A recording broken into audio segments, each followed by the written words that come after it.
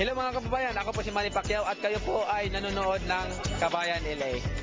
At tuwing lumalaban po si Manny Pacquiao, meron po tayong special na mga interviews and also coverage here on Kababayan LA. This fight is not going to be any different because November 12, kaharapin po ni Manny Pacquiao for the third time si Juan Manuel Marquez, and we are also going to try to interview everybody that is related to this fight. Obviously, Manny Pacquiao last Wednesday had a media day. Pumasok po tayo, nakita niyo po yan kanina, and he talked a lot about, his 14-game winning streak. Also talking about facing Juan Manuel Marquez for the third time. Napaka-interesting po na mga sinabi ni Manny Pacquiao. And we have that interview for you this afternoon on the show. Abangan niyo po yan. But speaking of boxing, we'd like to congratulate the 3 fighters that won last night or that fought last night sa Filipino Invasion at San Manuel Bingo and Casino. That was very successful for us kababayans because first of all, Richie Mepranum, you saw him here last week on Kababayan LA. Nanalo po siya sa isang unanimous decision sa kanyang kalaban. So congratulations to you, Richie.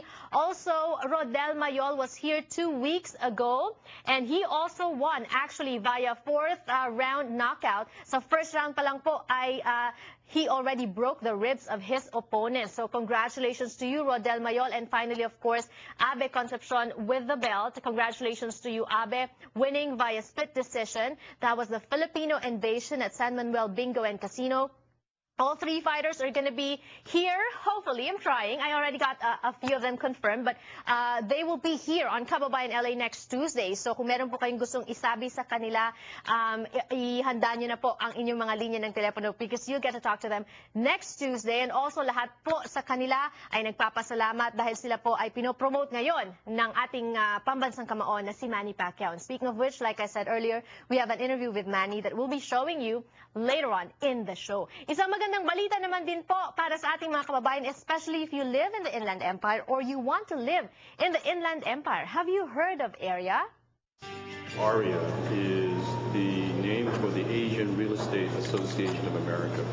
And the association has been in existence since 2003. Our primary purpose is to increase sustainable homeownership for the Asian Pacific American segment of the United States.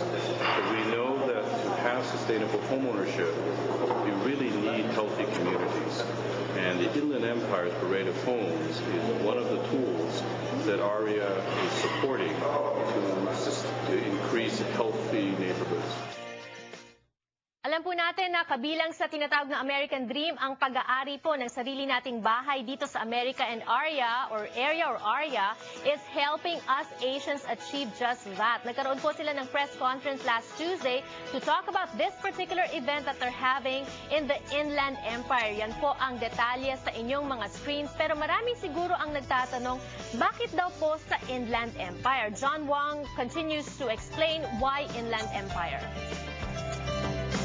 The primary benefit for the community is that it's a great opportunity to take some homes which are now vacant off the market and put families in them.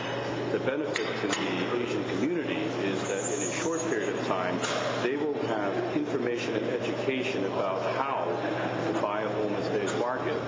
Number 2, we'll be able to see many, many different homes in a short period of time because the Inland Empire has coordinated with other real estate agents to put these properties available at the same time for viewing. And third is that there's the excitement of feeling positive of becoming a homeowner because people will be around so many other potential homeowners.